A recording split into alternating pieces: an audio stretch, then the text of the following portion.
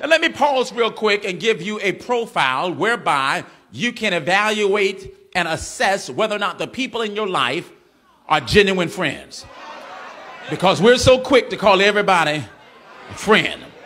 I'm going to give you a 3-point checklist to help you to identify whether or not that person is really a friend. Can I give it to you real quick?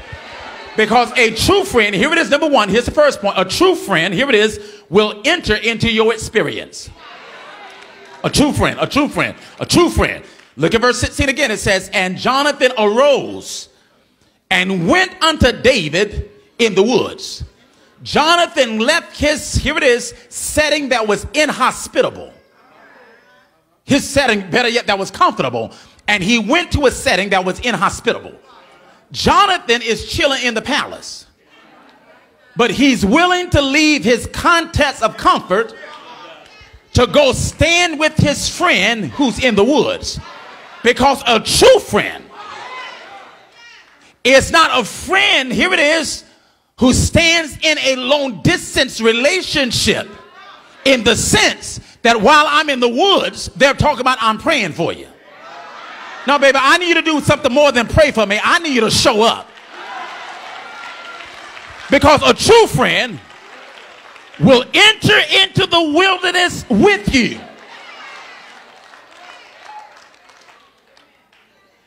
I used to have a deacon at the church at Elizabeth, and he meant well. And he would oftentimes make this statement. He said, But Pastor, I'm with you as long as you're right. But Pastor, as long as you're right, I'm with you. I said, now, Deke, I mean no harm. But quite candidly, I really don't need you when I'm right. I mean, when I'm right, I'm good all by myself. I wonder, can you stand with me when my stuff get a little shaky? I want to know, can you stand with me? Here it is, when things get a little rocky. I'm not asking you to condone anything that I do, but don't condemn it. Can you show up? Because you got a policy that Jesus does not even have. Even while we were yet sinners, he showed up. Anybody here can testify? He doesn't walk away from us when we are going through our difficulties. True friend will enter into your experience if by chance, you have a friend in your life that when they're going through, they expect you to stop everything you're doing, drop everything you have, and show up. But then when you're going through, you can't find them. If by chance you have anyone like that in your life, I'm not recommending that you cut them, but I would highly suggest that you put a check mark by their name. Don't cut them just yet, but put a check mark, Because a true friend, I'm talking about a true friend now, will enter into your experience. Here's the second principle. Here it is, a true friend. Number two, here it is. When they show up, they will encourage you to endure. They would encourage you to endure. That's right there in verse number 16. And Jonathan, when he arose and went to David in the wilderness, the text says, and he encouraged him. He strengthened his hands in God. Because here's the problem. Some people can show up, but when they show up, they bring their own disposition. By chance, have you ever had that experience in your life? You know, a friend will show up and you felt worse with their presence. I mean, for real. I mean, it's like, go home, go somewhere. Because you're being with me right now, you ain't helping me. Because when they show up, they're complaining. When they show up, they're pouring more grief off on you. See, you got to be careful because some folks are like Job's friends. Remember Job's friends? They did show up. But when they showed up, all they could do was try to find what's wrong with Job. I don't need you to do a critical analysis of my life to tell me what's wrong with my life. All I need you to do is show up. And when you show up, encourage me to endure. Tired of folks always trying to act like they're the spiritual Dr. Phils. You want to show up and analyze everybody's life and tell them what's wrong with their life. Can you do me a favor? Hush. Just show up and encourage me. Now, if by chance you have a friend in your life who that when they show up, you get little to no encouragement, I'm not suggesting that you cut them, but I do highly recommend that you put a check mark by their name, because that friend is a little suspect. Can I give you the last one? Can I give you the last one? Here it is, here it is, here it is, here it is. What's the third and final point and principle of a true friend?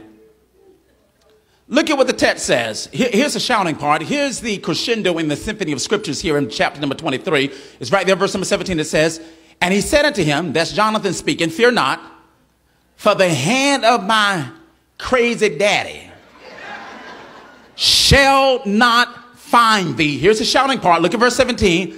And thou shalt be king over Israel. And Jonathan says, I love it.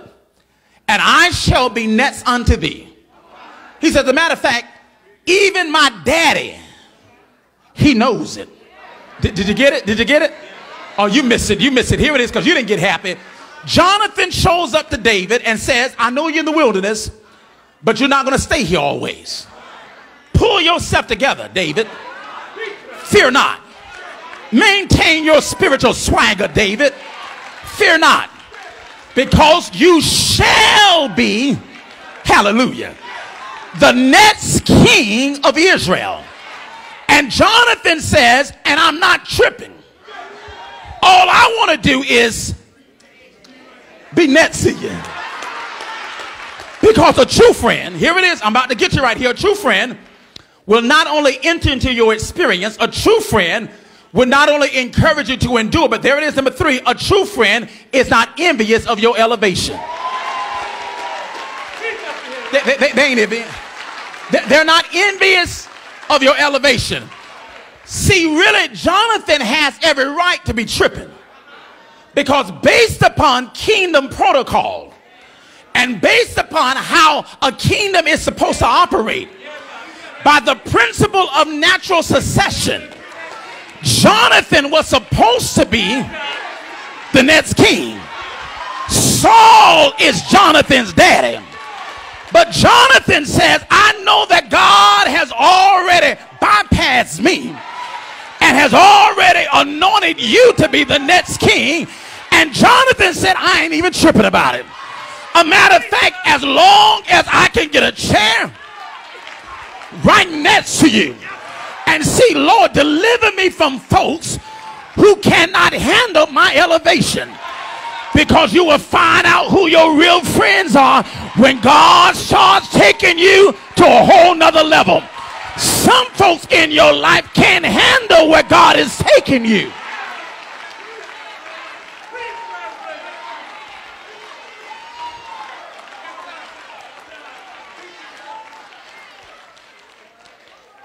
If by chance you got a friend in your life who every time when you get a promotion, when you get a new car, when you get a new handbag, they start tripping, I highly recommend cut them, just cut them, just let them, cut them, just let them go. They can't handle what God is doing in your life. You won't show up. When you show up, I don't feel any better. And then every time God bless me, you tripping. You need to go somewhere. Let me help you with that. Because people will call you cocky and arrogant. People will call you cocky and arrogant. I'm not cocky. I'm not arrogant. I just believe that everybody does not deserve to have a front row seat in my life.